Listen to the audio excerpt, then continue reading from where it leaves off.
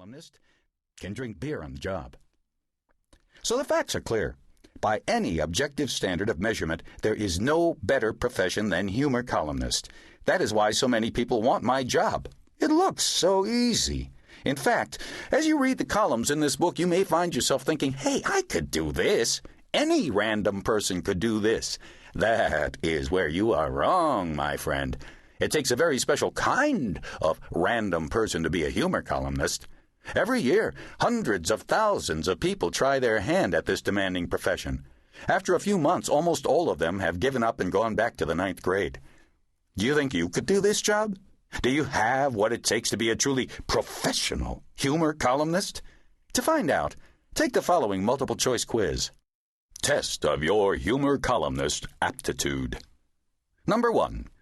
The part of the newspaper that you turn to first is A, the front page, B, the editorial page, C, the page that says what time The Simpsons is on. 2.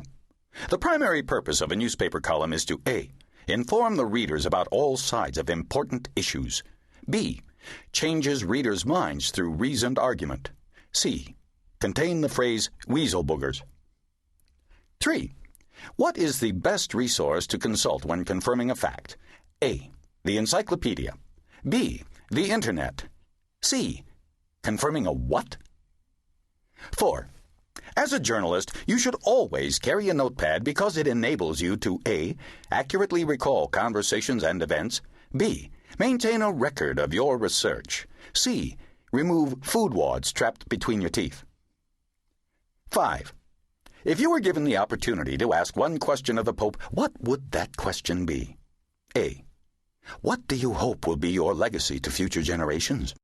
B, what is the greatest moral threat facing humanity today? C, can I wear your hat? 6. You write a column containing a so-called joke that is so tasteless, insensitive, juvenile, vicious, and cruel that thousands of readers write or call the newspaper to state that they are deeply offended. You should A, apologize to them in a column, B, apologize to them in a public forum, C, threaten to cancel their subscriptions. Scoring. If you answered C to all of these questions, then you might have potential as a humor columnist. But I warn you, there is a lot of work involved. For example, in this book you will find 2 columns I wrote about Paris. To produce these 2 columns, I had to spend 2 weeks in Paris, conducting tax-deductible research in various cafes so I could provide my readers with solid information about issues such as exactly where Paris is. Not in Italy, it turns out. And what the French people are thinking. They're thinking that we're morons. You will find that quality of research oozing out of every column in this book. I hope you enjoy it and learn from it, because my goal in writing it was to help others and make the world a better place. A few words about the title. A tremendous amount of thought went into choosing a title for this book. My personal choice, designed to appeal to the book-buying impulses of today's consumer, was Tuesdays with Harry Potter. Unfortunately, the legal department had some problems with that. So eventually we decided to go with Dave Barry is not taking this sitting down. This title was selected for 2 reasons.